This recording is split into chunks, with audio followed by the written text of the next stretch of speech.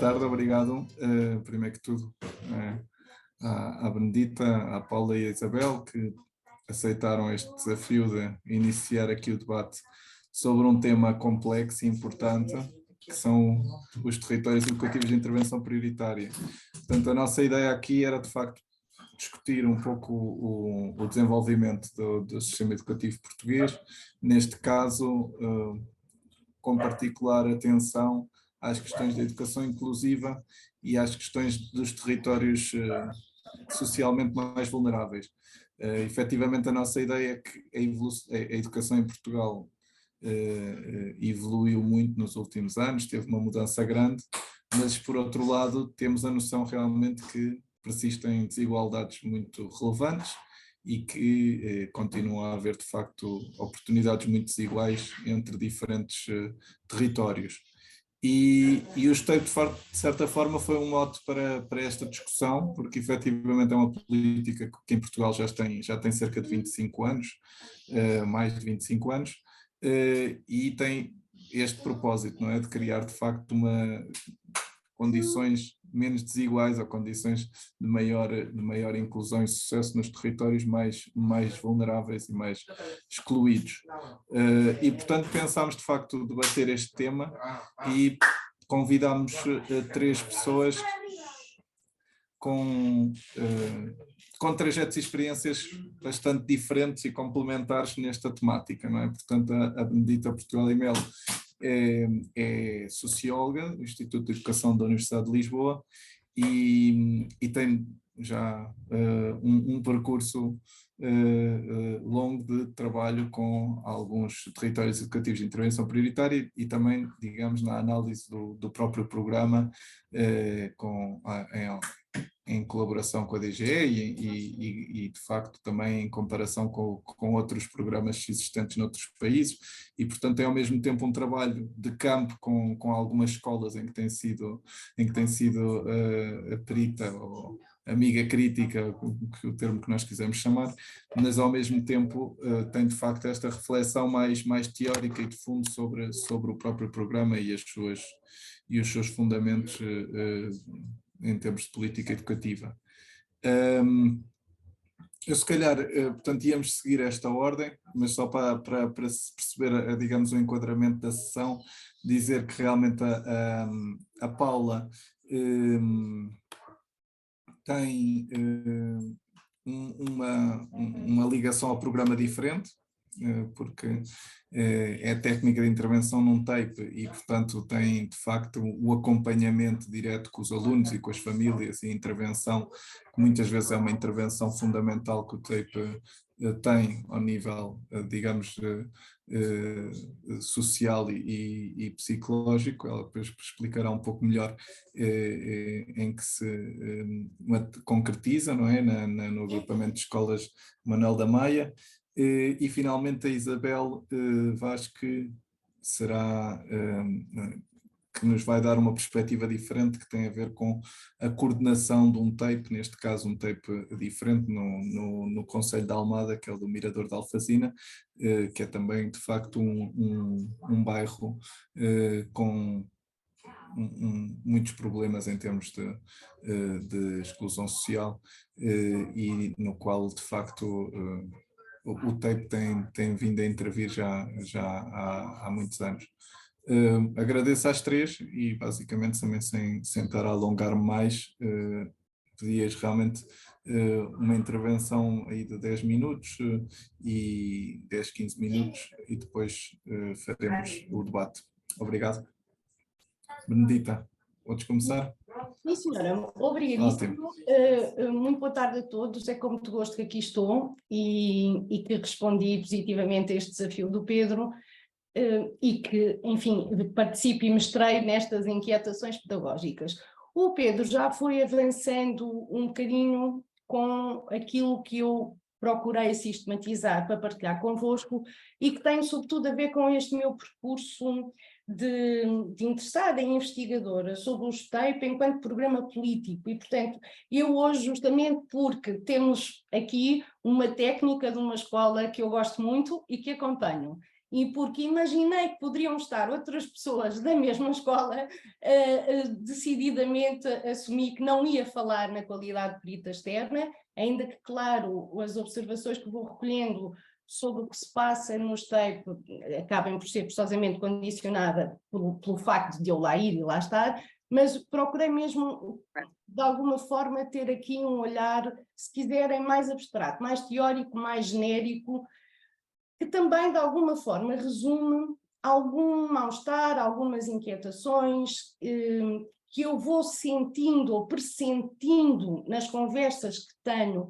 com todos os atores educativos do STEIP, mas que nunca são racionalizadas desta forma, e se calhar ainda bem, porque nós muitas vezes não conseguimos racionalizar o nosso mal-estar de uma forma, se quiserem, mais teorizada, não é? Não nos sentimos bem, sentimos que há coisas que não batem certo, muitas vezes sentimos que nos pedem para fazermos um bocadinho impossível e não conseguimos perceber bem porquê. E foi um bocado esse exercício que eu tentei fazer. Desculpem se o exercício vos parecer demasiado maçador ou demasiado abstrato, vou tentar ser o mais clara possível e para justamente clarificar, tive para aqui organizar um PowerPoint que precisava de partilhar, Pedro, porque é capaz de ser mais útil. Eu acho que... Certo, acho que é a Margarida que pode dar aqui, não sei se... Deixa lá ver se consigo. Sim, já está. Então pronto, eu fiz o trabalho de casa e reli atentamente os propósitos, os objetivos que foram enunciados para esta discussão. Deixem-me lá pôr isto no... E foi justamente ao reler estas perguntas, as perguntas que supostamente orientavam a nossa conversa de hoje, que eu pensei, não, é exatamente aqui que eu vou pegar. Eu quero voltar à velha discussão desta questão da igualdade de oportunidades. Não sei se vou conseguir inteiramente, mas pelo menos ficam aqui algumas ideias que partilho convosco. Ora bem, antes de mais, o que é que importa pensarmos quando pensamos aqui nesta questão da igualdade de oportunidades? Tem ou não tem o TEIP reduzir desigualdades, promover igualdade de oportunidades? Eu acho que faz sentido nós pensarmos um bocadinho no mandato que os TEIP têm tido ao longo dos anos. Já lá vão, de facto, quase 30 anos e os TEIP, como sabemos, são inspirados numa política educativa que já existe há muito mais anos noutros países, nomeadamente nos Estados Unidos, em Inglaterra, em França, etc. E quando aparecem em Portugal, e isto não é displicente, os TEIP já reúnem um conjunto de objetivos bastante compósitos e, em certa medida, se quisermos, mais do que compósitos, eles são ambivalentes e às vezes até contraditórios. E eu diria, avancemos já, se quiserem, para uma das conclusões, é que é justamente porque nós estamos perante um programa que reúne em si um conjunto imenso de objetivos que ele não pode ser bem sucedido, forçosamente. Sobre pelo menos alguns pontos de vista, sobre outros, como vou tentar mostrar, é muitíssimo bem sucedido. E esse lado bem sucedido é um lado sobre o qual nós também pensamos pouco e, sobretudo, reconhecemos pouco. Mas vamos por partes. Eu diria que, portanto, há, segundo uma série de autores, isto nem sequer é original, há vários autores que têm, de facto, feito uma análise interessante das etapas que as políticas de educação prioritária ou de educação compensatória têm tido.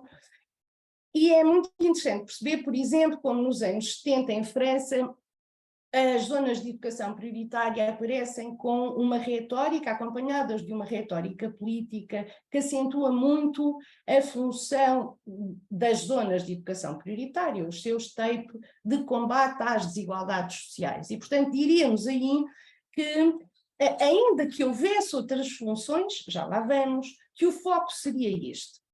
Entretanto, e isto acontece nos anos 90, quer em França, quer nos Estados Unidos, quer em Inglaterra e também em Portugal, quando surgem os TEIP, a retórica que vai acompanhando os objetivos deste tipo de programas passa a deixar cair a expressão desigualdades sociais e passa a eleger como foco a questão da exclusão social.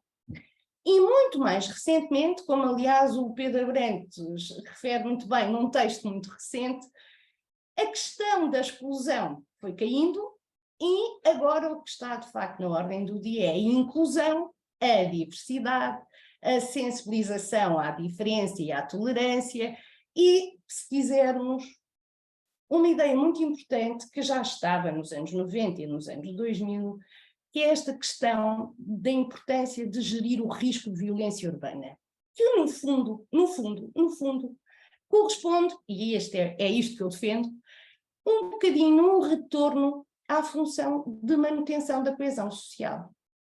E este, na minha opinião, é um dos grandes princípios, dos grandes objetivos que o STEIP tem.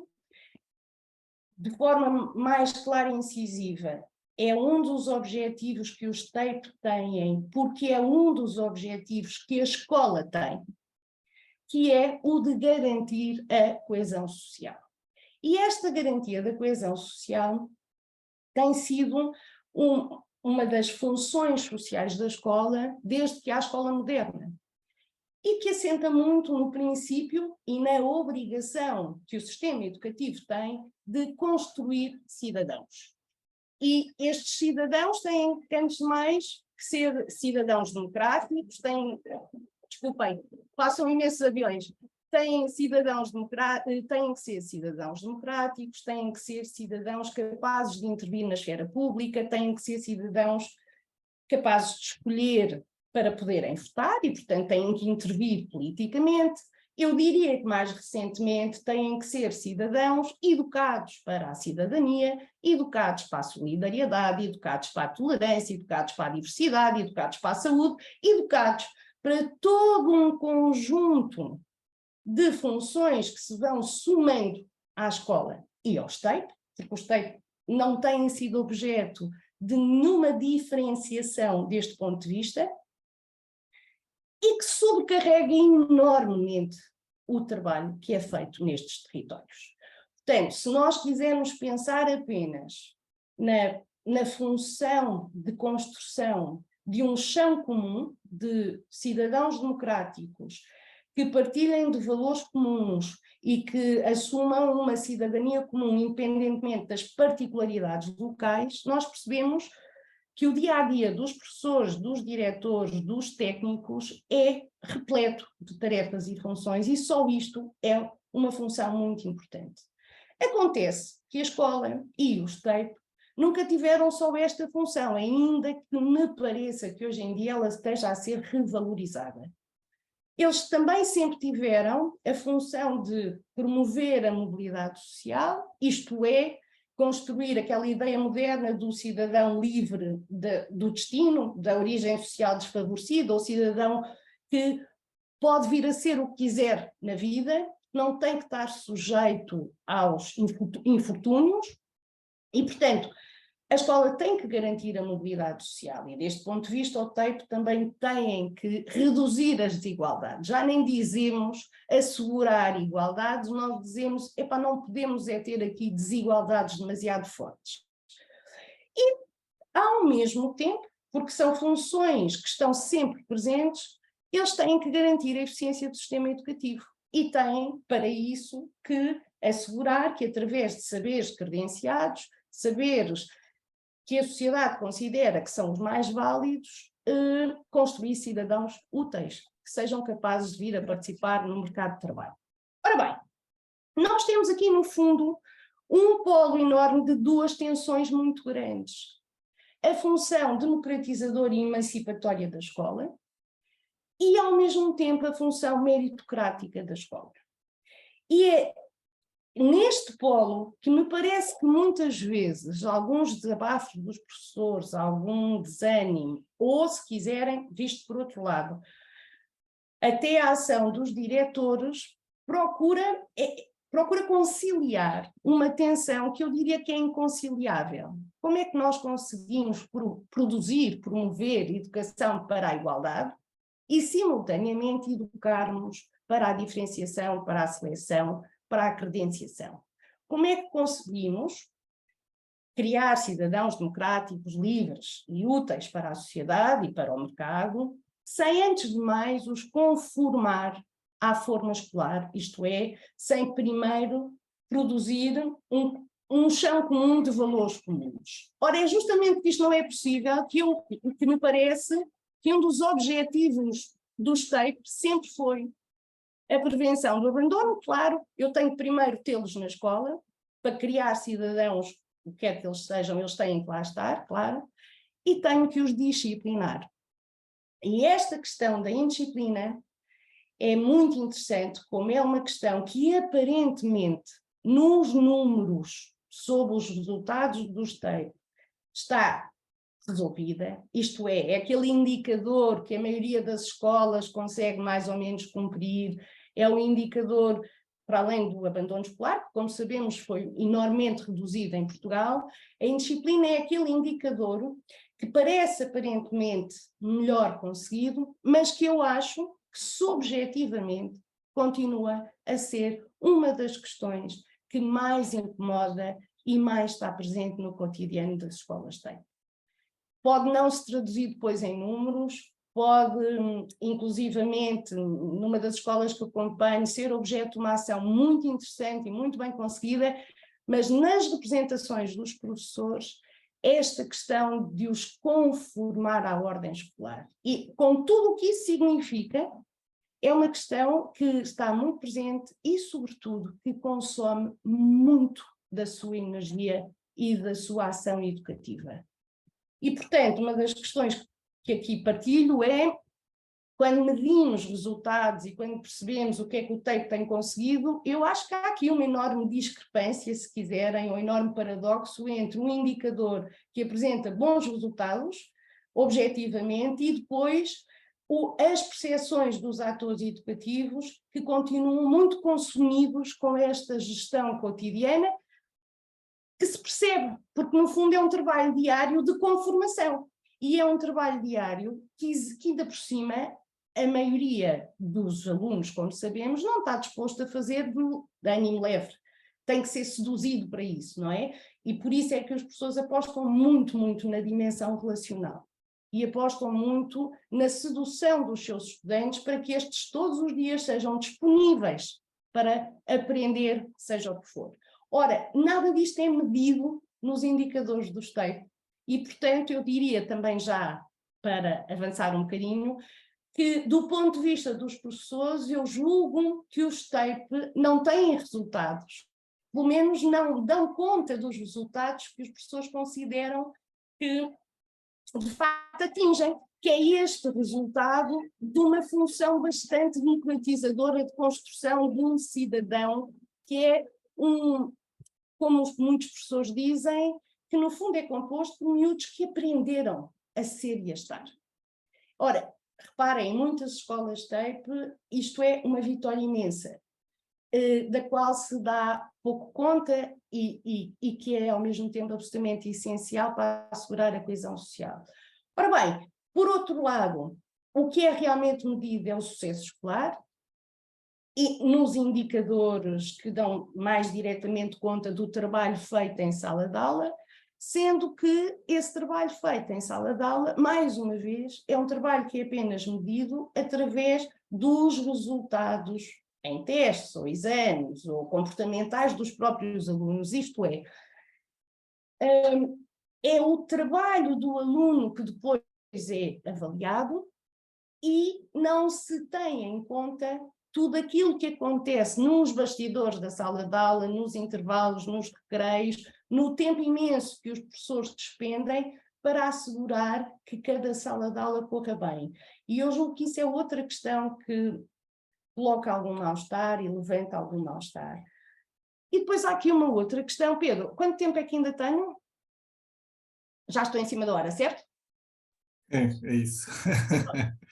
Só mais uma questão que eu acho que também é intrigante e que também nos deve fazer pensar quando pensamos em resultados, é que eu acho que o próprio mandato do STEIP tem vindo a colher esta influência, se quiserem, um bocadinho global, de uma reemergência da abordagem individualista do sucesso escolar, do STEIP e da escola, como qualquer coisa que é capaz de resgatar totalmente o indivíduo, se trabalhar as suas competências, como se fosse possível nós eliminarmos totalmente as desigualdades sem mudarmos a sociedade. E o que me parece, para terminar, já que estou mesmo no fim, é que os TAPE acabam por ser um ótimo programa que exemplifica muito bem aquilo que um autor americano chama de educacionalização dos problemas sociais. Cabe tudo lá: a redução das desigualdades, a promoção da competitividade, a contribuição para uma sociedade mais sustentável, ou seja, todos os ideais de uma sociedade democrática, livre, que valorizam o mercado, estão cá, institucionalmente, estão nos TAPE, estão na escola. E como, de facto, os TAPE e a escola têm sido muito bem sucedidos na construção deste cidadão moderno, eu diria que institucionalmente eles são um sucesso retumbante, tal como a escola é um sucesso retumbante. Mas, mais paradoxalmente ainda, eles são um enorme sucesso porque mantêm a ilusão de que é possível melhorarmos a sociedade sem, de facto, verdadeiramente intervirmos na sociedade. E, para terminar, só para recuperar uma expressão que não é nada nova sequer, do Bernstein, de facto, se pedimos a programas políticos que compensem a sociedade, não podemos depois estranhar que os resultados não nos permitam dar conta desse desígnio. Ele é, francamente, demasiado amplo e, se calhar, impossível de cumprirmos. Obrigada, espero ter sido clara. Vou tirar isto. Obrigado, Benedita. Acho que foi muito claro e bastante interessante para realmente organizarmos ideias. Foi uma visão muito interessante, de facto, e fundamentada sobre os princípios do programa e os objetivos e algumas contradições. Então passamos agora a Paulo Lucas.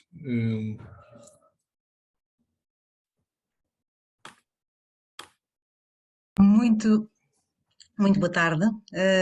Estão a ouvir bem, sim. Vejo uma mão a acenar, que bom. Eu, antes de mais, queria agradecer este convite, este desafio, nomeadamente ao Pedro e à Benedita, que perceberam que poderia trazer aqui algum contributo de quem está dentro da escola, num papel algo particular. É uma minoria, que são as equipas técnicas, os técnicos especializados e técnicos superiores. Fico muito satisfeita de ver também aqui algumas caras conhecidas da escola e não só. Ainda há pouco vi aqui uma colega que vai reconhecer uma referência que eu faço daqui a um bocadinho mais das áreas da psicologia e de uma área que nos é querida, que é o psicodrama. Mas é apenas uma referência, não é isso que me traz cá. Então, eu vou também partilhar uma tela para me organizar aqui o pensamento e talvez vos ajudar também aqui a ver. Ora bem, temos só um bocadinho. Está no fim. Olha lá, não tinha isto no sítio. Vamos lá. Agora sim. Não, agora não. Vamos pôr no sítio. Deve haver formas mais fáceis do que esta, mas com os nervos estou a passar página a página. Peço desculpa. Estamos a chegar.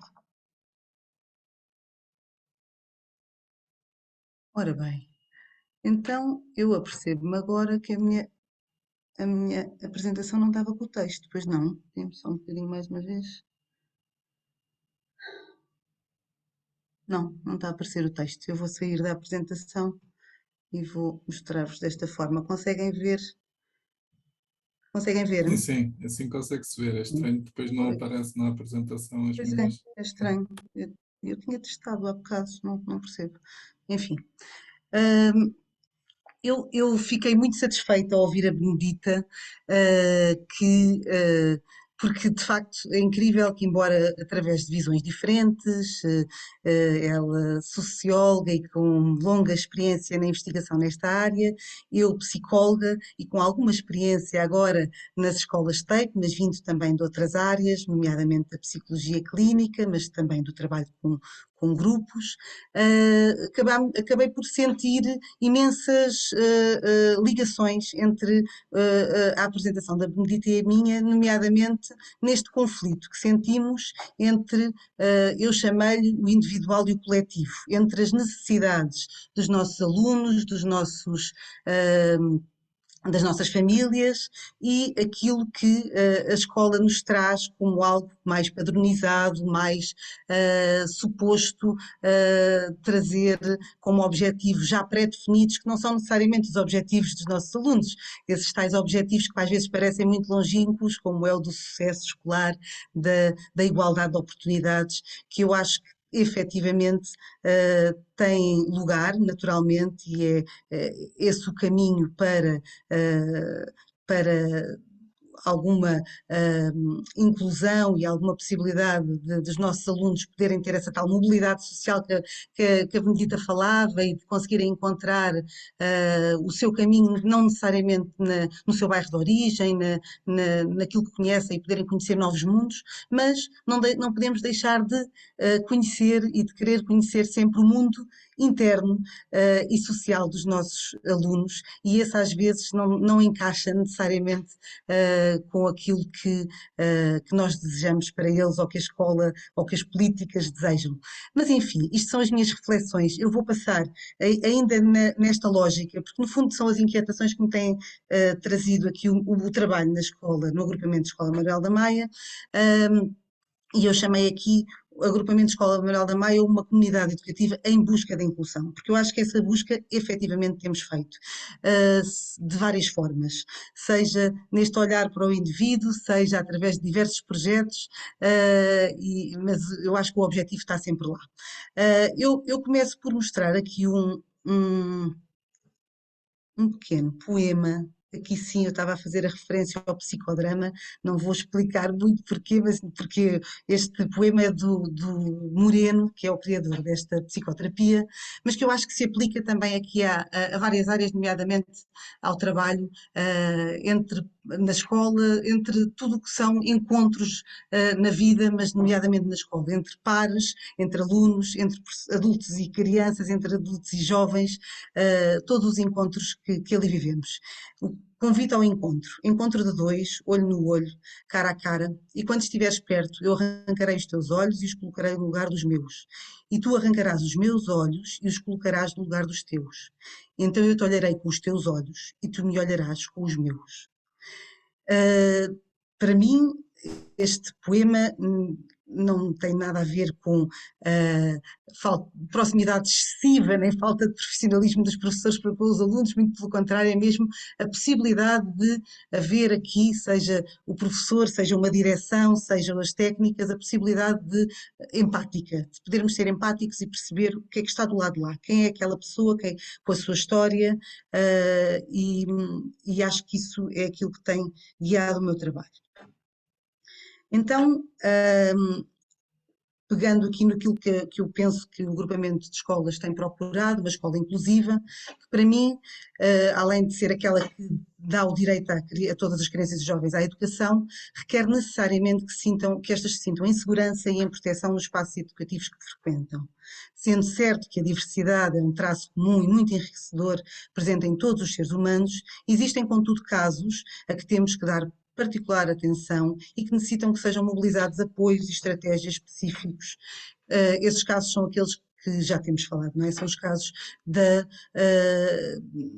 maiores fragilidades, quer a nível intelectual, psicológico, emocional, quer mesmo a nível de minorias que, por não saberem a língua, também se ficam com essa fragilidade, mas mais do que fragilidades, eu diria que são as situações em que o desconhecido nos ajuda, nos assusta.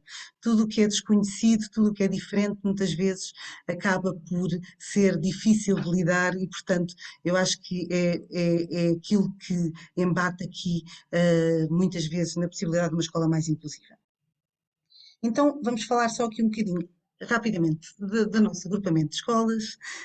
Tenho aqui presente no nosso auditório o nosso diretor, que saberá melhor do que eu apresentar, mas eu vou ser muito rápida. Temos 800 alunos em 3 escolas no agrupamento, de pré-escolar até ao terceiro ciclo. com uma enorme heterogeneidade social.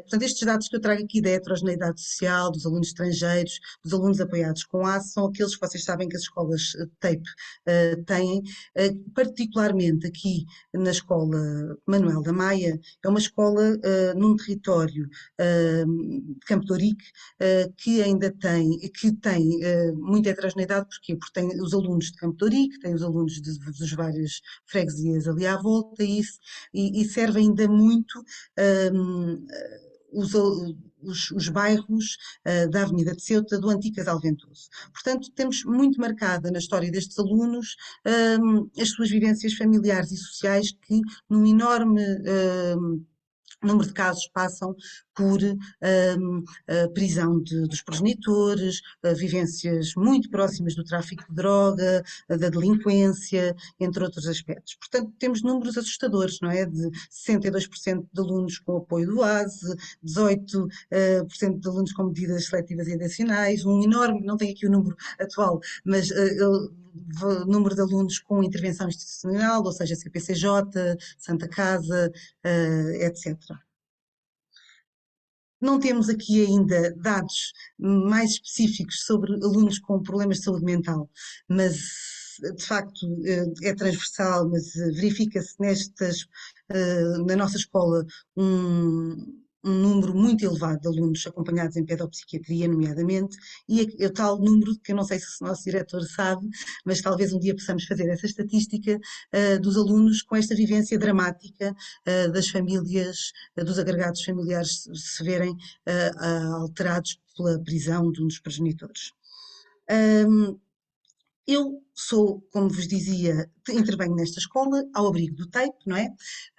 Porque, efetivamente, tendo em conta estas características, o TAPE traz-nos aqui a possibilidade de desenvolver diversas ações e de trazer técnicos especializados que possam intervir também junto dos nossos alunos.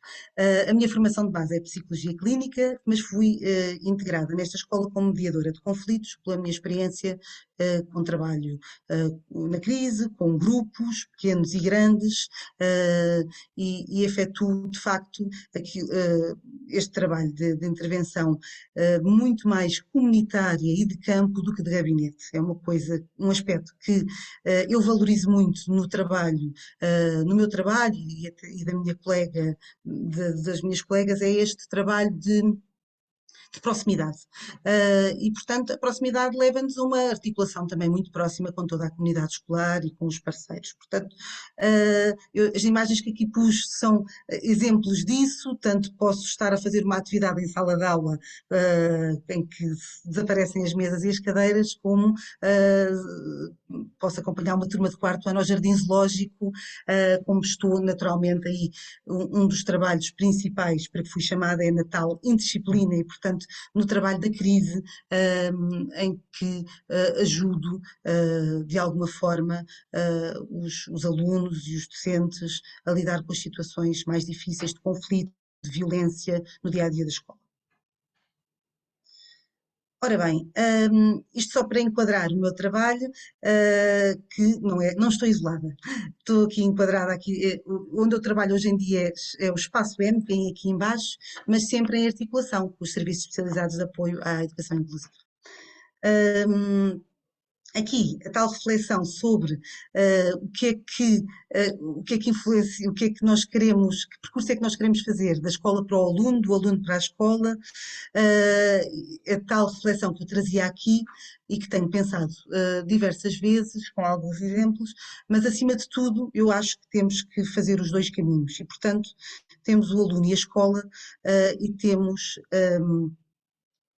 a intervenção sempre multidisciplinar e isso é o que eu penso que nós fazemos cada vez melhor na Manuel da Maia, é não estar sozinhos. Portanto, se no centro naturalmente está o aluno, está o aluno naquela escola, que não está isolado, mas está o trabalho articulado do Espaço M, que vos falei agora, o espaço de mediação escolar, não disse, do Centro de Apoio à Aprendizagem, da direção, dos docentes, diretores de turma, assistentes operacionais, família, parceiros e diversos projetos que temos vindo a desenvolver.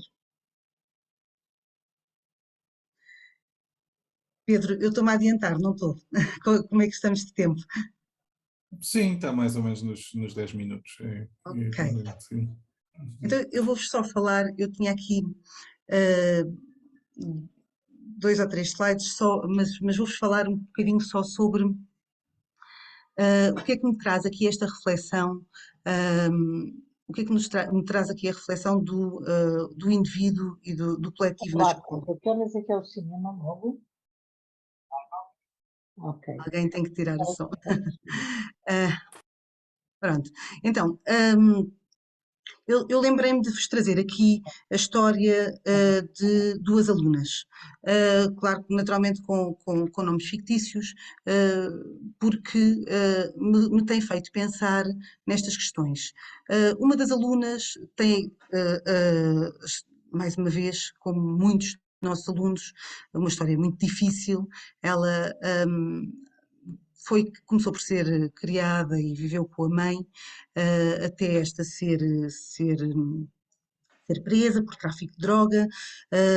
Ela depois ficou a viver com uma irmã mais velha, até só aos 7 anos que ela conheceu o pai, e foi com o pai que ela mais tarde ficou a viver. Portanto, a instabilidade desta miúda e a revolta e o sentimento de rejeição têm sido imensos. E de facto, quando os miúdos se sentem assim, eles fazem-nos sentir. E portanto tem sido o terror na escola. No primeiro ciclo foi violenta como assistente operacional, no segundo ciclo fez bullying com diversos alunos e ainda não saiu do segundo ciclo. É uma aluna que já tem 15 anos, mas que ficou agora retida no 6º ano. O que é que me tem feito pensar? Por um lado, faz-me pensar que nós temos que olhar para esta história, mas temos também que olhar para aquilo que ela tem feito, para aquilo para a estabilidade da escola e pela segurança dos outros alunos e dos adultos também, não é?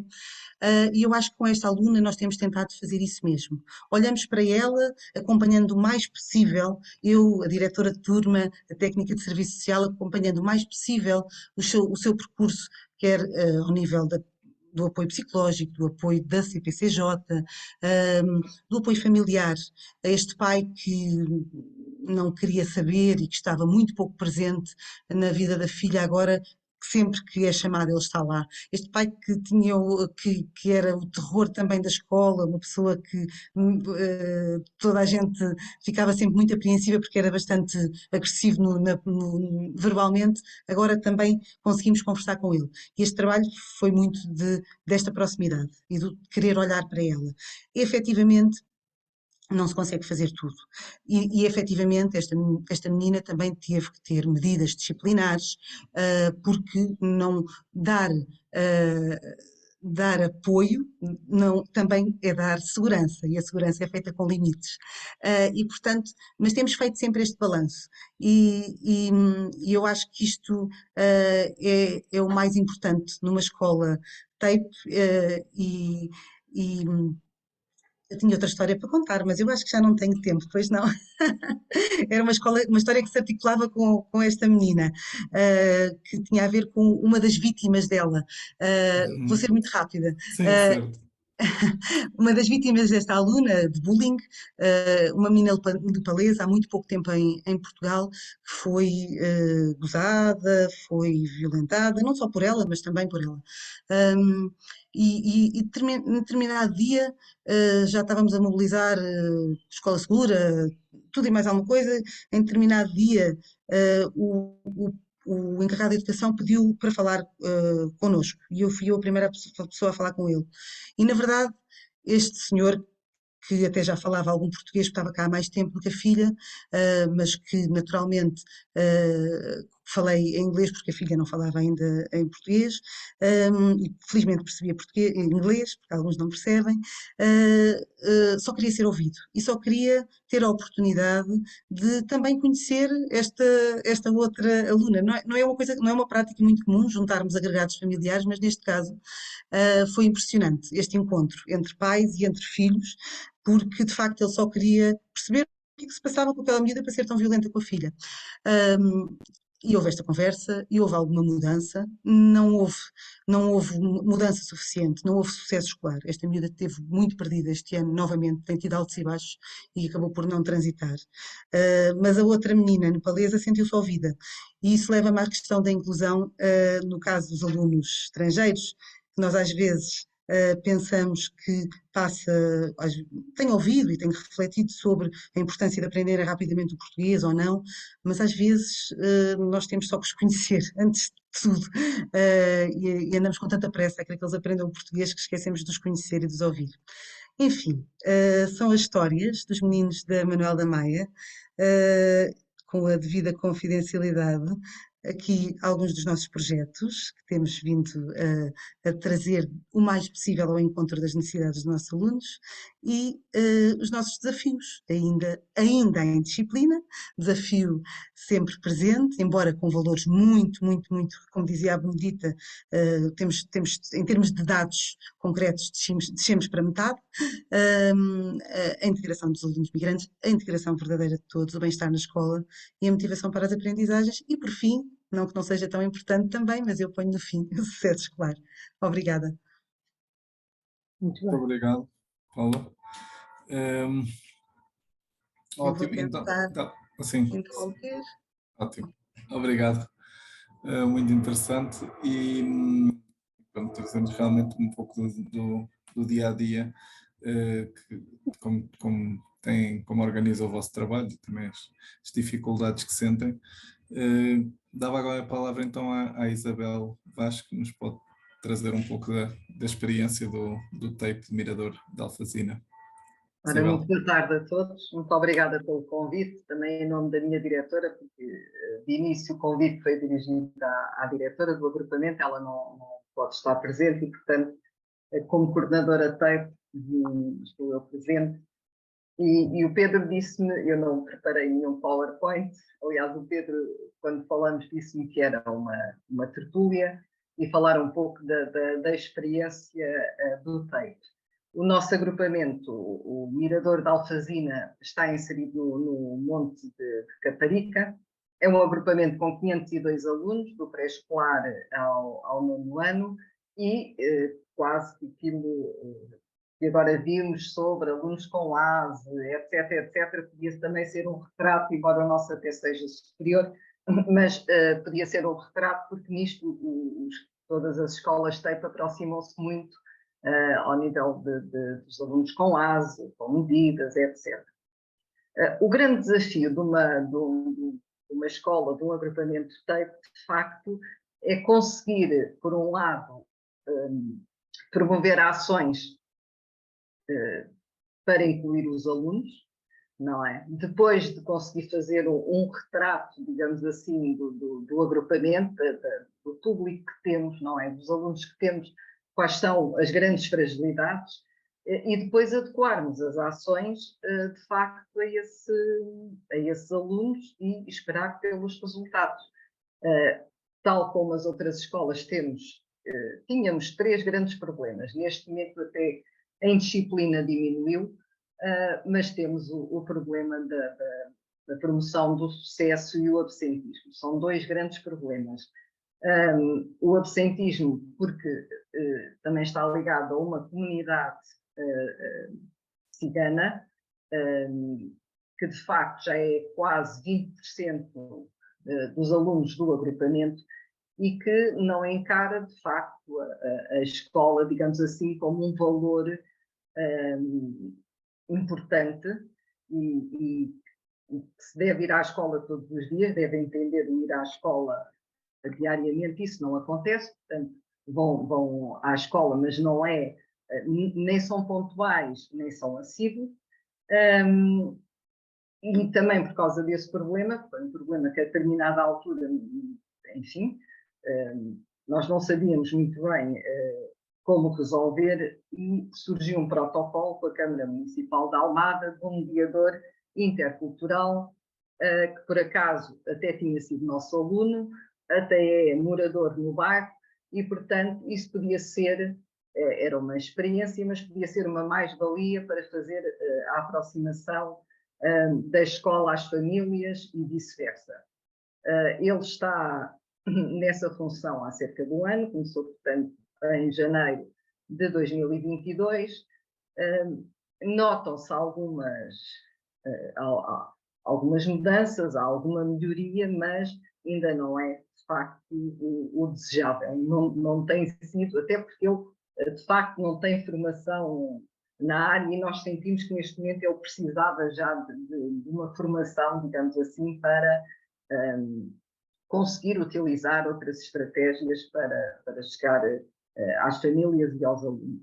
E, portanto, nós vamos tentando sempre arranjar soluções, que é aquilo que as escolas fazem. De facto, quando nos deparamos com os problemas, vamos sempre tentando arranjar soluções, e os professores, e depois temos que motivar os professores, não é? Porque não se fazem mudanças se não tivermos os professores também do nosso lado para investir em formação. Por exemplo, investimos muito, colocamos 12 professores, um de cada nível de ensino, 4 do primeiro ciclo, 4 do segundo e 4 do terceiro, por exemplo, a participar no nível 1 do projeto Coopera da professora Sónia Moreira. Portanto, fomos uma das 16 escolas piloto do plano Escola Mais 23 para entrarmos nesse projeto e, portanto, motivamos os professores, foi replicado no nosso agrupamento e conseguiu-se disseminar, digamos assim, as pessoas começarem a trabalhar, enfim, de uma forma diferente. Temos apostado muito também na capacitação, como todas as outras escolas, dos docentes, e, portanto, tudo se faz para, de facto, que as ações sejam eficazes, não é? E que as pessoas consigam, de facto, manter-se motivadas. O grande problema depois de uma escola tem, certamente que há aqui mais pessoas de escola tem, e aquilo que eu sinto é que os professores trabalham, mas depois no final não aparecem os resultados. E os resultados têm que se traduzir em números de sucesso, como falou a Benedita no início, tem que se traduzir em números. E às vezes há um outro trabalho por trás, de grande investimento dos professores, e isso não é validado. Isso nem sequer... hoje em dia olha-se para os números, e às vezes os números são números. Os números não transmitem tudo aquilo que os professores investem, tudo aquilo que uma escola investe, ou um agrupamento, para tentar ter sucesso e para tentar melhorar e para tentar incluir todos os alunos, não é? E depois, quando chegamos ao final do ano e chega a avaliação externa, por exemplo, ou os RIPAs das provas da aferição, não é? Em setembro, e fica aquém, depois os próprios professores, não é? Também chegam a uma altura que começam a desmotivar. Houve um investimento total, as pessoas trabalharam, investiram, motivaram-se, mas depois isso não é visível nos resultados. E, portanto, eu acho que o TAPE, que é um programa político, na verdade, valoriza muito o número, é visto como uma empresa, digamos assim, não é? A empresa tem que dar lucro e, portanto, no final do ano convém que a indisciplina desça, convém que haja sucesso escolar, e quando isso não é visto, quando isso não acontece, até parece que a escola não investiu, não trabalhou e não se esforçou. E eu acho que é esta visão que tem que ser diferente. Uma escola TAPE é diferente. Os professores de uma escola TAPE são diferentes, porque quando lá estão têm que lutar, de facto, para incluir todos os alunos, para ter sucesso, para que aquelas ações que são implementadas e monitorizadas, porque implementam-se ações, mas depois elas têm que ser monitorizadas. Nós temos, e eu penso que estava aqui a assistir, não sei se ainda está, nós temos uma amiga crítica, que eu nem gosto mais de dizer até que já é um membro da nossa equipa, né? Uma visita externa, que é a doutora Carla Colasso, do ISCTE, portanto, que nos acompanha e que, de facto, tem sido, é a visão de quem conhece, mas que está do lado de fora. E é muito importante, porque nós, quando estamos todos envolvidos, às vezes falta-nos um certo distanciamento e até um certo espírito crítico para perceber, enfim, como é que o projeto está a funcionar. E, de facto, a doutora Carla Colasso foi uma pessoa que tem esse olhar exterior, que conhece muito bem, que tem trabalhado com os nossos professores, por exemplo, com workshops, precisamente nas áreas onde se nota que há mais debilidades e ela pode acrescentar valor, de facto, tem sido o nosso braço direito, e muitas vezes ela também ouve, quando temos as nossas reuniões mensais, ela ouve este desabafo que investiu-se tanto, trabalhou-se tanto, e afinal, quando chegamos ao final do ano, não são esses os resultados, e os resultados não traduzem o trabalho.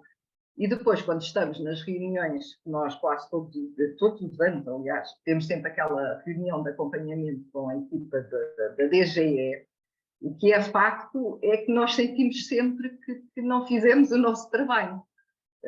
Porque lá está, não há resultados, e porque há anos que as coisas estão melhores e há outros anos que nós próprios também não sabemos explicar. O corpo docente é mais ou menos estável, não é? Mais ou menos estável, mas há anos que houve ali alguma coisa, as coisas não funcionaram tão bem, os resultados não foram tão bem, e portanto, eu acho que ser professor numa escola tem é um professor que está sempre em luta. É um professor que nunca pode baixar os braços, está sempre em luta e tem sempre que acreditar. E como eu digo muitas vezes, na escola, caímos, levantamos a seguir e vamos experimentar outra coisa. Não podemos ter uma atitude derrotista, não é? Porque nós estamos lá pelos nossos alunos e, portanto, é importante que as pessoas continuem a acreditar e se experimentarem uma determinada ação e se não funcionar, temos que experimentar outra. Não podemos parar. Mas também queria dizer, e a Benedita falou disso e eu concordo inteiramente, não há recursos numa escola, eu estou a falar de recursos humanos e, por exemplo, os técnicos. A nossa escola tem psicóloga, tem uma assistente social que fazem um excelente trabalho. Mas nada disto ajuda se não começar também, se não se fizer uma intervenção estrutural no próprio bairro. É fundamental. Não pode ser só a escola, não, o bairro tem que mudar. E a intervenção, muitas vezes, e a escola foi dotada, não é, dos recursos humanos e crédito horário para essa mudança, mas se não houver uma intervenção no bairro de base, em que as pessoas de facto percebam que a escola é um valor acrescentado, e como nós dizemos muitas vezes, eu digo muitas vezes aos meus alunos, é o passaporte para sair daqui para fora, porque há mais mundo além disto, não é? Mas eles não entendem. E nós já tivemos alunos que faltavam às aulas, que não iam às aulas, hoje são pais e perpetua-se esta postura nos filhos. Portanto, tem que haver uma intervenção também a nível do bairro. Não basta só a escola, porque as mentalidades têm que mudar também. E, portanto, a escola pode lutar muito, mas o bairro também tem que perceber que a escola está ali. Às vezes até parece que é olhado como um inimigo, não é? Porque ou fez uma denúncia porque o aluno não vai à escola e depois não recebe os subsídios, esse tipo de situações. A escola é um parceiro na caminhada com os encarregados de educação, com os pais. E, portanto, o bairro e a escola devem estar unidos nos mesmos princípios, que é a promoção do sucesso escolar dos alunos, para que mais tarde, como a Benedita disse muito bem, nós tenhamos cidadãos informados e capacitados. É isso que o nosso país precisa, não é? E é isso o papel do professor. Mas o professor sozinho não pode, se não houver, de facto, eu acho que olha-se muito para dentro da escola, tenta-se que a escola dê resposta a todos os problemas, quando o grande problema está fora da escola. E tem que começar fora da escola a mudança para que depois a escola continue e faça o seu trabalho. E pronto, e era só isto. Não ocupei certamente os 10 minutos, não parei. Foi mais ou menos. Não, ótimo, muito obrigado. Foi mais ou menos 10 minutos e penso que foram intervenções que se complementaram bem e tocaram aqui num conjunto de questões importantes. Onde estamos, de facto, num momento que costuma ser animado, não é, do debate nestas tertúlias, e como também há de facto muitas pessoas aqui que têm na assistência, que têm realmente também experiências e reflexões interessantes sobre o tema, eu abri agora espaço para poderem também colocar questões e eventualmente depois as pessoas que intervieram podem no final ainda fazer acrescentar alguma coisa ao debate. Não sei quem é que quer começar. Enquanto pensam, começava eu, com essa é sempre mais difícil ser o primeiro, não é? Portanto, o moderador pode aqui ajudar a lançar o debate. Quer dizer, eu penso realmente que estas duas experiências retrataram bem, de certa forma, também o panorama global que a Benita procurou dar ao início e de facto muitas das questões são comuns aos TAPE, embora seja verdade que o programa TAPE cresceu muito em Portugal e hoje em dia temos já uma certa diversidade dentro do próprio programa. Portanto, há claramente agrupamentos que são TAPE, mas devido a, digamos, a situações mais circunstanciais, no sentido em que podem ter uma escola do agrupamento ou assim, que tem um contexto mais vulnerável, mas isso não afeta todo o agrupamento. Estes dois casos são casos realmente de TAPEs que já digamos, são dos casos já de maior continuidade, porque efetivamente o próprio agrupamento como um todo está a inserir realmente num contexto que, embora seja heterogéneo, tem de facto, digamos, uma vulnerabilidade bastante elevada. E eu penso que realmente colocam-se aqui questões, quer dizer, eu penso que a evolução nos TAPE, digamos assim, ou seja, tem-se vindo a dar passos importantes. Agora, realmente também, digamos, toda a sociedade está mais exigente e isso, no caso português, por exemplo, ao nível da escolaridade é muito evidente, não é? Ou seja, hoje em dia, por exemplo, ter o 12º ano, portanto, concluir o ensino secundário passou a ser, digamos, um mínimo, e isso, nestes territórios, é um enorme desafio, não é? Porque, de facto, até há bem pouco tempo em Portugal, a tradição era fazer só o primeiro ciclo, portanto, estamos a falar realmente de um percurso completamente distinto e que exige, de facto, como a Benedita dizia, exige realmente uma socialização em toda digamos, a ordem escolar muito mais intensa. E em alguns casos, por exemplo, eu estava a pensar aquilo que a Isabel diz, que é verdade que os resultados não evoluíram, mas por exemplo, o número de alunos que se apresentam aos exames do 9º ano é bastante mais elevado, porque a tradição era que muitos destes alunos nem sequer chegavam ao 9º ano, não é? Portanto, quer dizer, estamos a comparar coisas que são um bocado incomparáveis, porque antes muitos dos alunos não chegavam lá, não é? E, portanto, neste momento se calhar têm sucesso, mas já chegaram ao 9º ano, não é? E, portanto, são estes desafios que se colocam. Agora, eu também penso que há realmente este programa ainda pode ser muito mais do que isto que é, ou seja, eu penso que realmente o programa é um bocadinho, para já chama-se territórios e de facto não tem uma intervenção no território e isso é um problema que as várias pessoas, os vários oradores referiram e que eu acho que é muito relevante. Portanto, é um território, quer dizer, só no nome, não é? Porque depois a intervenção é uma intervenção escolar.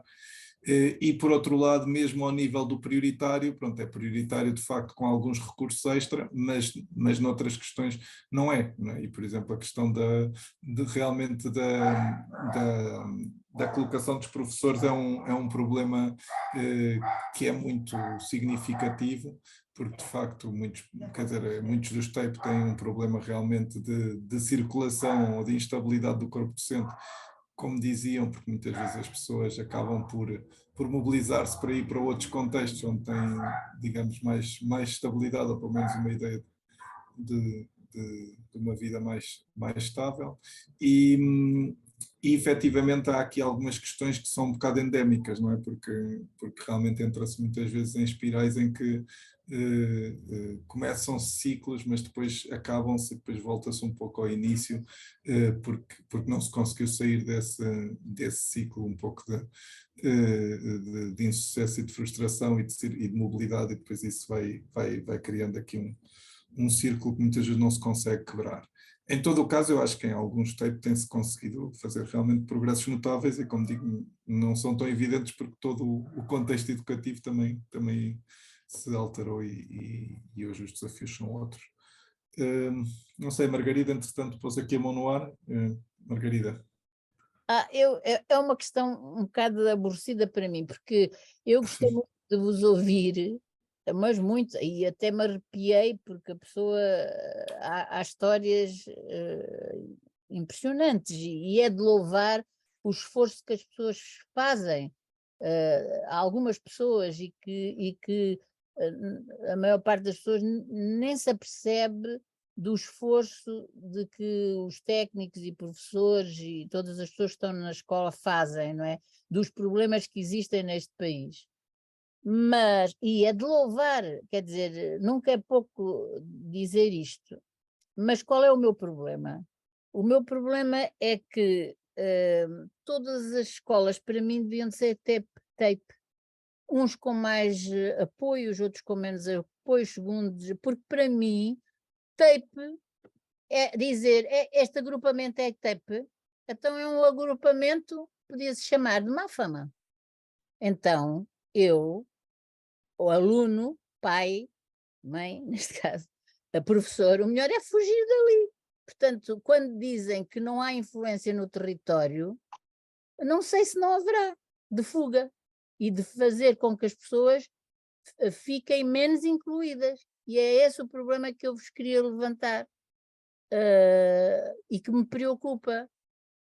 Pronto, era só isto. No entanto, acho fantástico o trabalho das pessoas. Não estou a pôr isso em questão. Eu acho é que deviam ser todas as escolas tape e não deviam ter um rótulo de má fama, porque no fundo é. Obrigado, Margarida. Sim, acho que é uma intervenção muito pertinente e sim, não sei mas se calhar, não sei se mais alguém quer intervir ou se passava já a bola a saber se vos parece que este é um fator.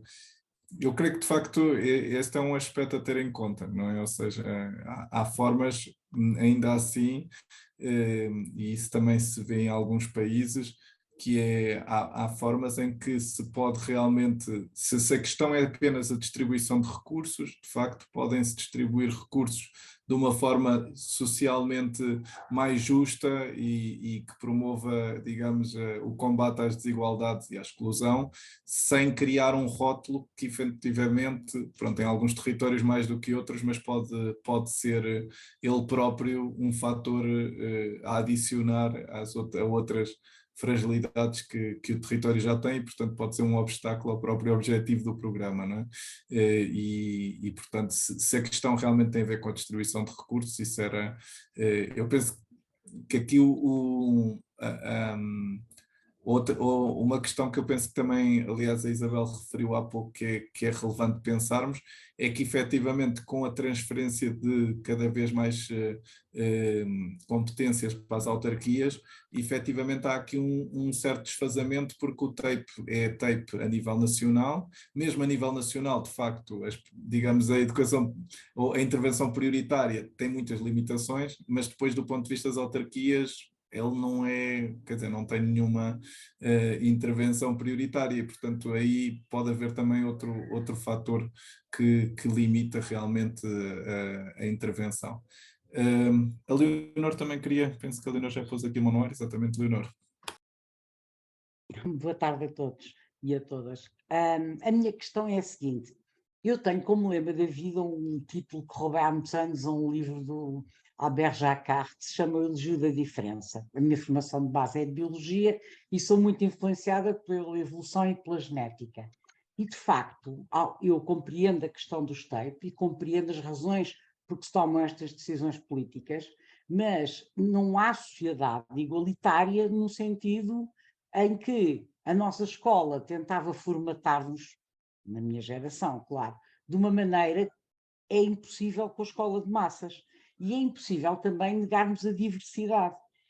E, portanto, aquilo que eu há um bocadinho ouvi e o desânimo que eu percebo que os professores sintam, eu penso que tem que ser realçado o facto de uma intervenção desta natureza não poder ser objetivada em resultados mensuráveis, nem sequer às vezes qualitativamente. Porquê? Porque muitas coisas têm a ver com o modo de estar do aluno, com aquilo que ele foi capaz de aprender a respeitar os outros, etc. E isso não é medido nem nas provas de aferição, nem nos exames, só pode ser avaliado no próprio conjunto dos professores, no conselho de turma ou onde for. Penso que, não só no STEIP, como em todas as escolas, se tem de passar a valorizar muito mais esse tipo de evolução, e sobretudo nas crianças mais novas, que é onde provavelmente é mais fácil e mais visível, do que, senão as pessoas sentem-se de facto deprimidas, porque acham que num ano podiam fazer muita coisa. Não é possível. Estes processos são longuíssimos e é por isso que eu penso que, embora sejam muito louváveis este tipo de iniciativas, não se pode esperar milagres, como se costuma dizer. Portanto, era só nesse sentido a minha intervenção. Obrigada. Obrigado, Leonor. Quem é que gostaria de também contribuir aqui para o debate?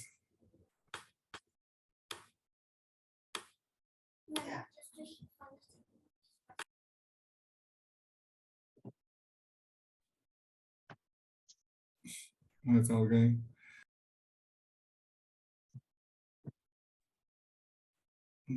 Mais alguém? Eu penso também que, mas se calhar aqui, não sei se quem é que poderá também partilhar esta experiência. Eu tenho uma certa ideia de que o STEIP, e também foi um pouco essa inquietação, digamos assim, que me levou também a organizar esta sessão, porque eu penso que de facto, quer dizer, estamos a falar de uma política que realmente já existe há cerca de 25 anos, ou mais, um pouco mais, e isso só de si é positivo, não é? No sentido em que em educação realmente as questões demoram tempo e é positivo haver continuidade de intervenções, sobretudo nestas questões mais estruturais.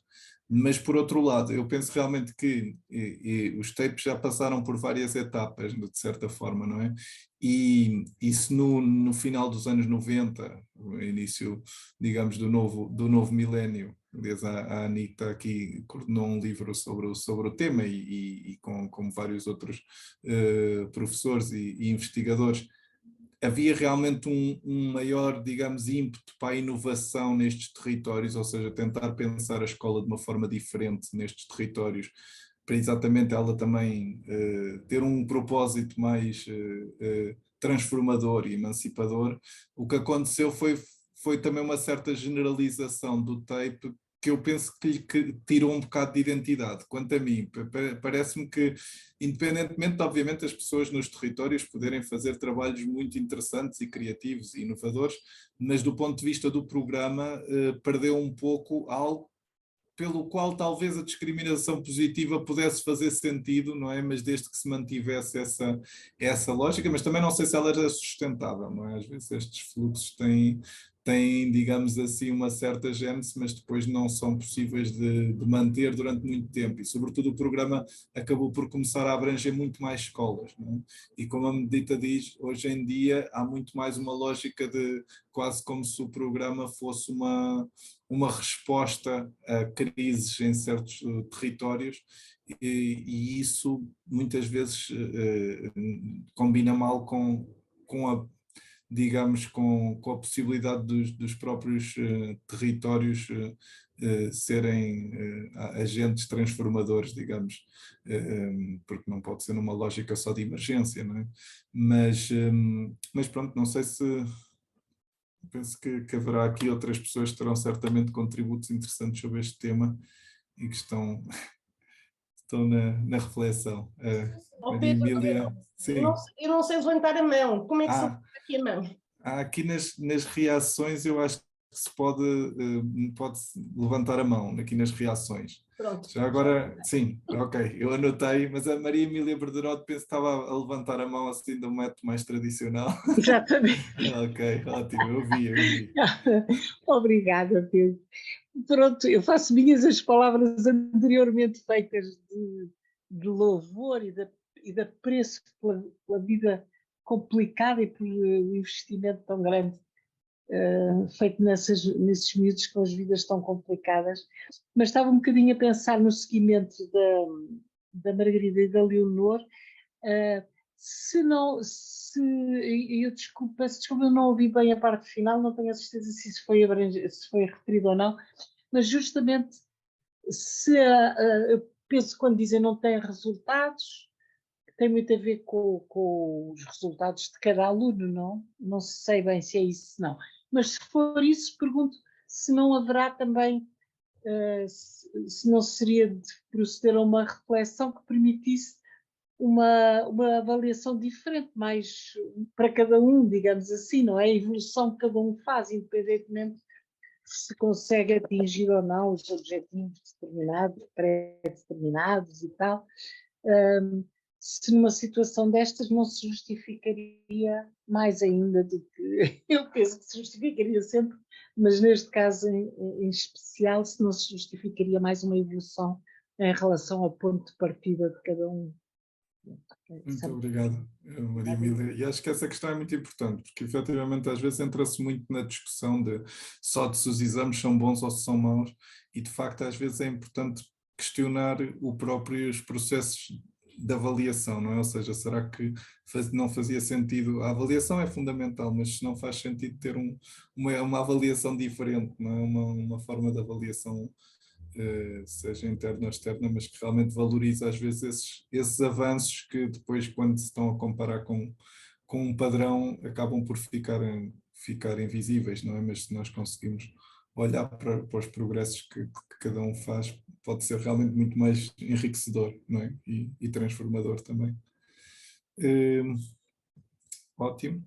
Não sei se mais alguém quer intervir, ou então eu passava, se calhar a Benedita já estava aqui a pedir, eu estava a aguardar, digamos, para o final passar às pessoas que intervieram no início, não é? Para fecharem, mas também se não houver ninguém a querer agora, para aí, a Paula Ortiz, do agrupamento de escolas de Santo António. Benedita, pode esperar só um bocadinho então, porque assim vocês depois fazem, digamos, um comentário a todas as intervenções.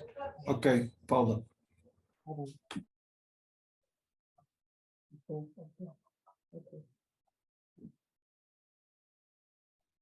Não estamos a ouvir. Bem, mas de facto. Vamos ver se. Uhum.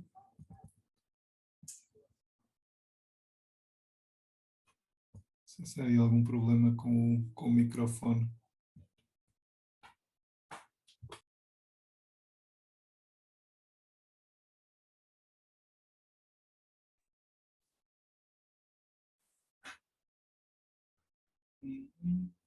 Sim? Não. Não estamos a ouvir. Pena.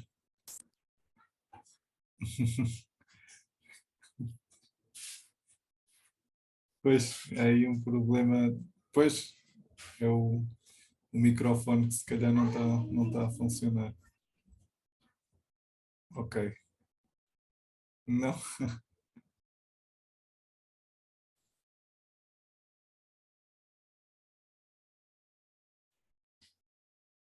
Ok, então pronto, a Paula fica a ver se pode resolver esse problema e passamos aqui a palavra e depois se conseguir ainda resolver, depois ainda pode intervir mais à frente. Não sei se mais alguém, Benedita, então, se mais ninguém quer, eu passo-te a palavra que já tinhas pedido há muito tempo.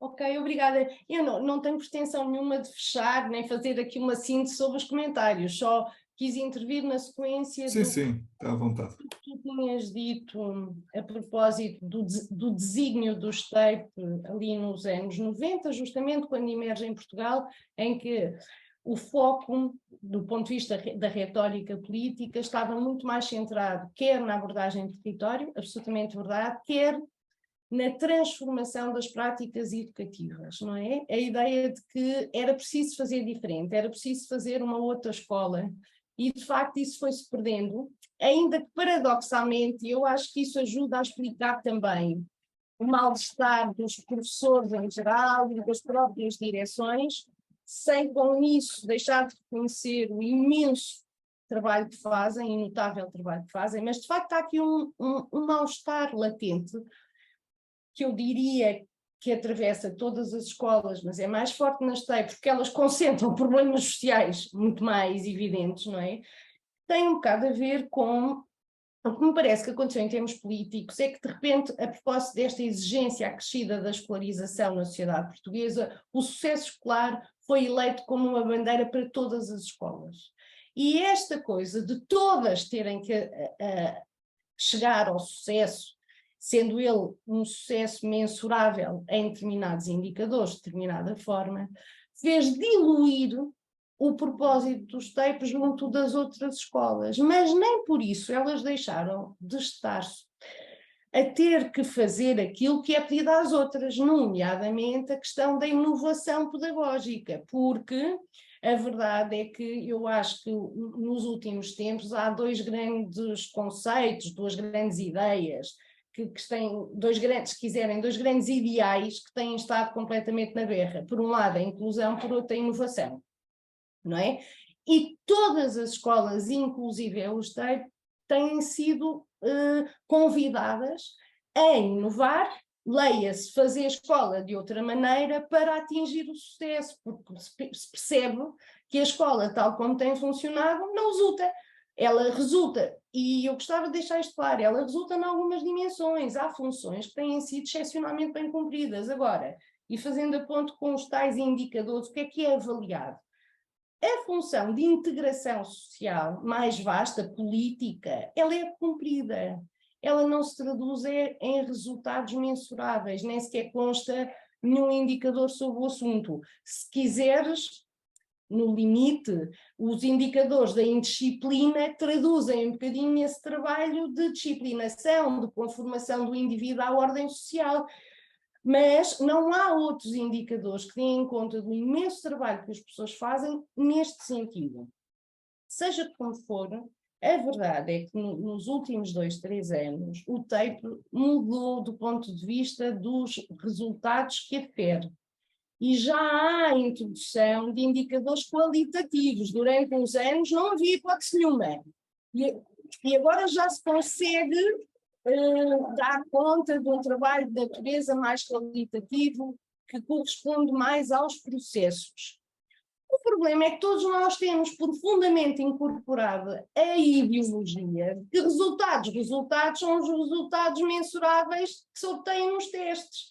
E, portanto, vai demorar muito tempo até que os próprios professores e os próprios sujeitos da ação educativa aceitem que aquilo que conseguem tem um enorme valor, é realmente importante. Para mim a questão põe-se na forma como nós valoramos aquilo que conseguimos atingir.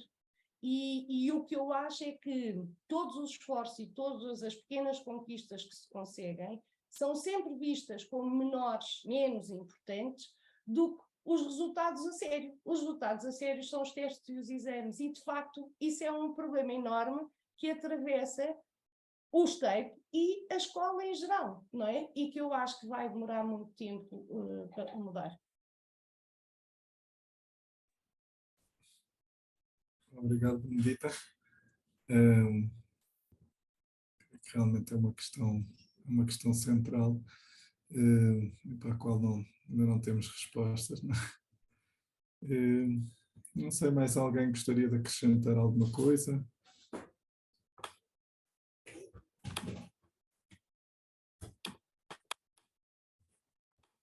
Posso, já agora?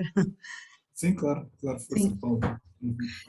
Fiquei aqui a pensar nos vários comentários e mais uma vez a Benedita aqui com esta visão muito clara sobre todo o caminho que ainda temos para fazer. De facto, não vamos lá com com magia, não vamos lá com processos rápidos, mas vamos lá com muita resiliência e persistência. E estava-me a lembrar do meu último slide em que dizia e apenas no fim, ou no fim o sucesso. Mas aqui, há bocado, um dos comentários, penso da Maria Emília, fez-me lembrar que, de facto, não, o sucesso é o que nós estamos a conseguir, mas não é nesses parâmetros, não é? E também o sucesso. Só que não tem que ser o sucesso nos parâmetros atuais, dos exames iguais para todos, das aflições, é o sucesso individual para cada aluno e aí quem tem pensado estas práticas pedagógicas, mais do que eu, saberá falar que de facto é preciso inovação. E aproveito para dizer que no nosso agrupamento tem o professor Luís Mocho, diretor, está aqui presente também, tem feito um esforço nesse sentido, de trazer inovação. Temos agora um projeto piloto para o 5º ano em que se vai promover exatamente isso e, portanto, eu espero que, e além de trazer inovação e de trazer uma avaliação diferente, uma forma de estar na escola diferente, também estamos a sentir uma coisa, que é tão difícil a gente largar esta má fama, como alguém dizia, não é? Os territórios TAPE, as escolas TAPE são as escolas de má fama, mas de facto quando nós vamos tentando mostrar que podemos ser outra coisa, às vezes consegue-se. Eu acho que o professor Luís Mocho está a conseguir isso também de alguma forma. Vamos ver se vamos conseguir cumprir esta possibilidade de sermos mais do que uma escola de má fama. Muito obrigado, Paula. Sim, acho que...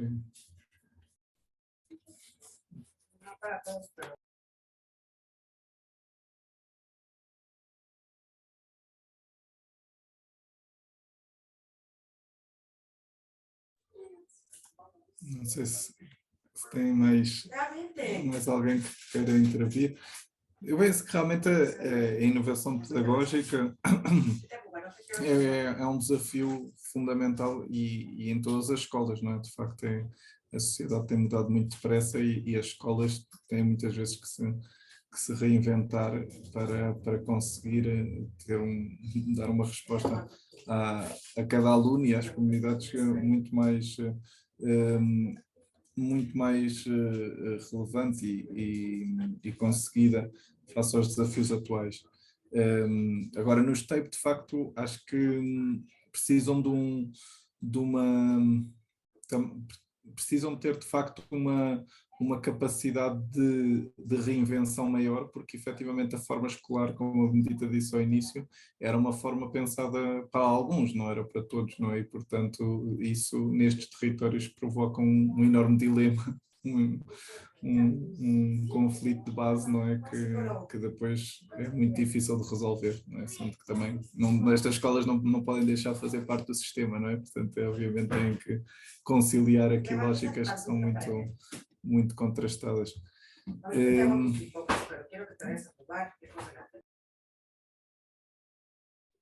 Mais alguém gostaria de intervir?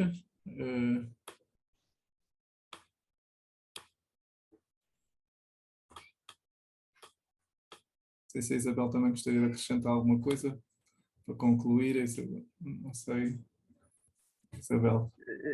Não, há pouco, como se falou aí, de facto, das escolas, muitas vezes as pessoas assustam-se. A nossa escola não tem propriamente esse problema, porque fica no final de um bar, portanto, está ali para servir o bar. Os únicos alunos de fora que nós recebemos é quando já não há mais lugar nenhum nas escolas do Conselho da Almada, e como nós vamos tendo sempre ainda algumas vagas, porque aquela escola é um gueto e isso é um problema. Não podemos, foi um erro de nascença, não se podem construir escolas gueto que estão no final de um bairro, servem aquele bairro. Até porque os nossos alunos precisavam de ter outros colegas, não é? De se misturar com outros colegas para fazerem também outras aprendizagens muito importantes. E, de facto, ali são todos do bairro. Vamos tendo alguns e alguns encarregados de educação que até se surpreendem muito, porque ficam muito admirados, porque depois gostam da escola e do trabalho e das condições, mas é uma escola que não é atrativa para quem não conhece, porque está isolada, fica longe e, de facto, não está num sítio central, e o próprio nome do bairro, o famoso Pica-Pau Amarelo, também não ajuda a que as pessoas escolham essa escola. Mas, de facto, como também se falava, a grande vitória das escolas state são os processos. E os processos é o saber estar e o saber ser. Isso é a grande conquista e é aquilo que nós conseguimos, não é? Mais do que os resultados escolares, etc., é aqueles miúdos que, de facto, depois aprendem a falar, são capazes de fazer uma apresentação oral ou de falar para a turma ou para um público, e que começam a ganhar competências, muitas vezes que não são avaliadas num exame formal, mas que de facto evoluíram muito desde que ali entraram e desde que começaram a ir à escola. E é esse processo que não é, infelizmente, que não é avaliado, mas que é o mais importante. É o saber estar, e aí as escolas normalmente conquistam. Às vezes é um trabalho árduo, é muito complicado, mas depois também sabe muito bem a vitória, quando se consegue conquistar, e de facto o saber estar, o saber ser e o saber estar é fundamental. E é capaz de ser essa a maior conquista, mais do que saber, de facto, fazer equações ou outro tipo de conteúdos programáticos. É o saber estar e o saber ser. São fundamentais. E aí é um trabalho que normalmente as escolas conseguem. E que são vencedoras. Embora isso não passe, não se note, mas aí são vencedoras. E queria só agradecer o convite. De facto, não tenho mais nada a acrescentar. Obrigado, Isabel. Levantou aqui duas questões ainda muito relevantes. Por um lado, a questão realmente de como é que as escolas também muitas vezes acabam por ter uma localização que tem consequências em termos de segregação, e eu penso que isso é uma questão que tem que ser pensada e discutida. E, por outro lado, de facto, a questão da necessidade de realmente nós também evoluirmos em termos de avaliação para considerar outras competências que eu acho que todos nós consideramos importantes e que, inclusivamente, hoje em dia estão muito presentes, por exemplo, no perfil dos alunos à saída do ensino da escolaridade obrigatória, mas depois, de facto, não se refletem no nosso sistema de avaliação, pelo menos a nível de avaliação externa. Obrigado. Então, se mais ninguém tem intervenções, também estamos aqui cerca das 19h30, que era a hora que tínhamos pensado terminar. Resta-me agradecer a todos a participação. Foi um prazer e penso que, de facto, foi possível partir das experiências concretas e chegar aqui realmente a um conjunto de reflexões muito pertinentes e úteis para pensarmos como é que podemos continuar a desenvolver a educação para todos. Não sei se alguém quer fazer alguma intervenção final, se me estou a esquecer de alguma coisa. Aqui, penso que não. Ok, então boa noite a todos. Obrigada pelo convite, Pedro. Foi um ótimo final de tarde. Boa tarde a todos. Boa tarde. Obrigada. Obrigado. Até breve. Obrigada. Só queria dizer obrigado ao Pedro. Obrigada, obrigada, Pedro. Isto é um trabalho de equipa. Parabéns, Pedro, obrigado. Obrigado. Obrigada. Obrigada.